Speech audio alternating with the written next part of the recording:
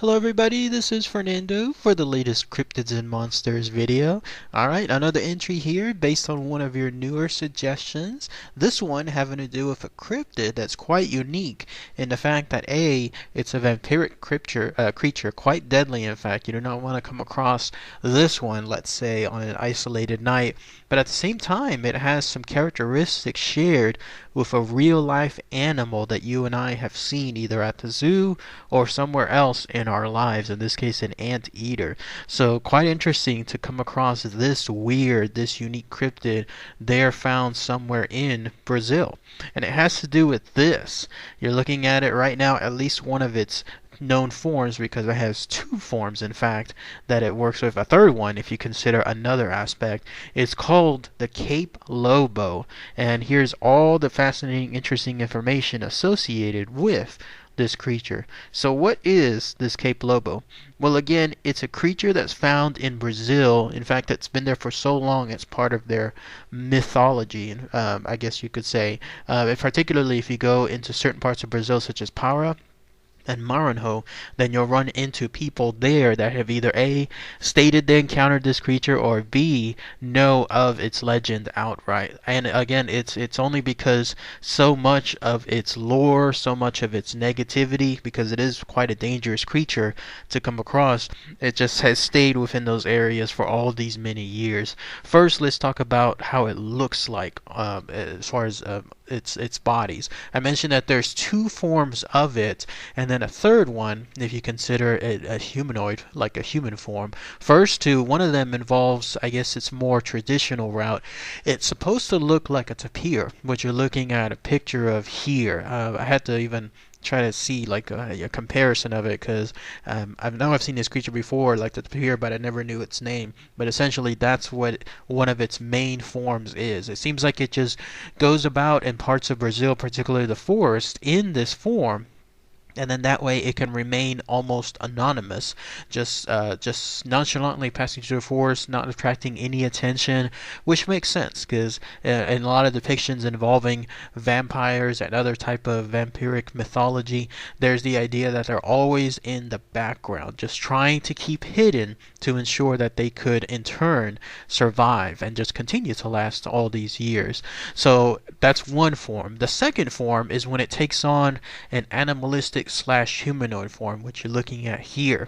This is the more monstrous form associated with it. It's large, very, very large in fact, because even when it has a hunched status, it's still 7 feet high. It has a very strong muscular stature to it. Clearly it looks like something that has powerful strength associated with it. It has this very thick matted fur also that covers it pretty much from head to toe. If you were to take that fur though off, you would find that it has impenetrable skin. I'll talk about that more in a minute here, but this is the fur that covers its very muscular body. And then of course its most notable feature is its face. That's where I was mentioning earlier. It basically takes on the form of a large anteater when it comes to its face. Longer snout, I guess, than the tapir, and then that way it uses it for very, very specific attacks. One other thing about this secondary form, and I guess you could call it for all the other forms too, maybe the third, but in this case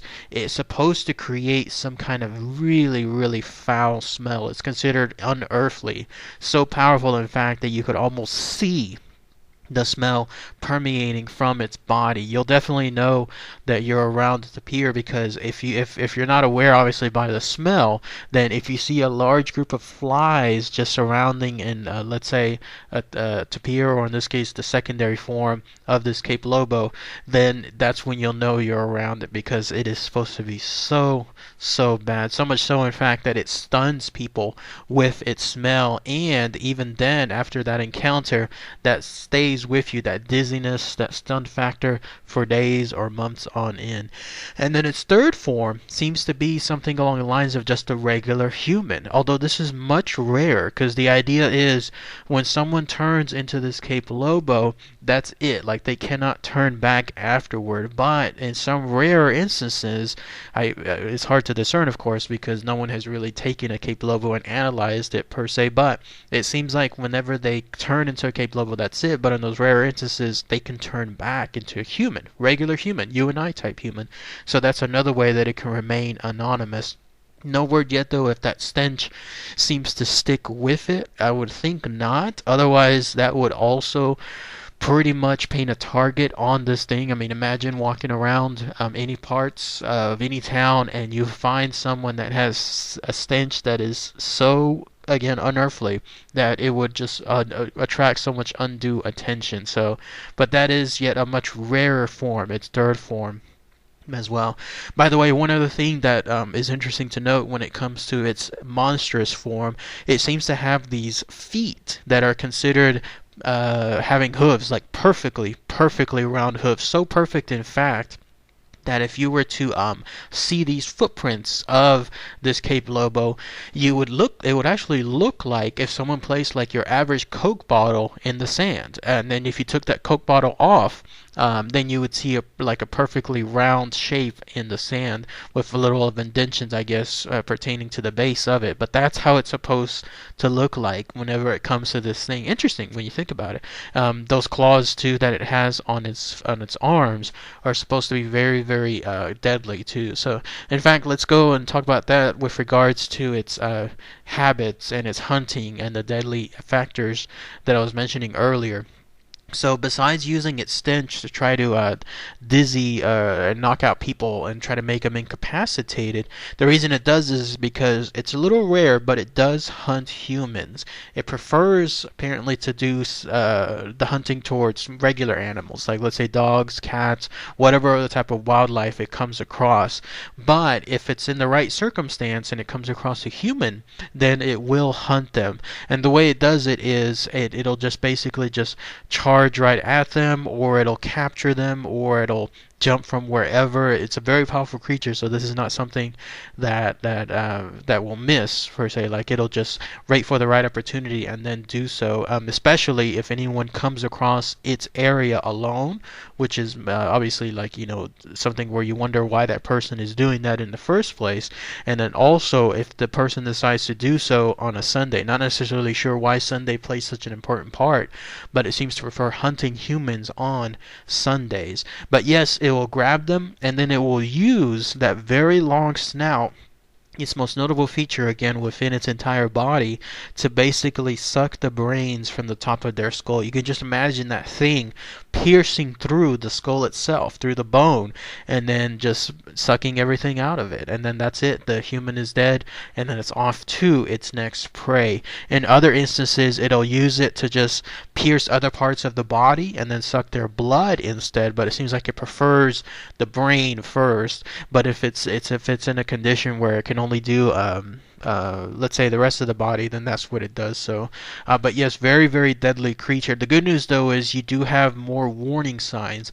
Besides the aforementioned foul smell that is considered so unearthly, you can also know that you're in the presence of this Capelobo by the sounds that it makes. Apparently whenever it's trying to hunt people, it'll create some weird, I don't know, sound. It's like a scream of some kind. It can be heard up to 10 miles away.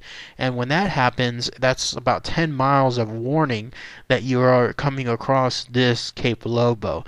And then also there's another distinct sound. It sounds like if you were to blow into the top of, again, like an empty Coke bottle, then it creates that whistle type sound. That's what this thing does as well. So if you were to hear that very notable sound, let's say in the middle of a forest there in Brazil, knowing that nothing could really produce that sound under normal circumstances, then you'll know that you're coming across this Capelobo. Unfortunately though, you don't have much other let's say defenses if you try to attack it outright, because remember I was mentioning earlier, it has that thick fur that's covering its impenetrable skin. If you have a knife or if you have even a gun, you do not have much hope, because that stuff cannot pierce that skin. The only chance you have though is its sensitive spots, two of them. Either A, the eyes. So if you're able to aim very, very carefully and then either stab the eye or use the gun on the eye, then that does it. Or B, its navel. It seems like that's the only other place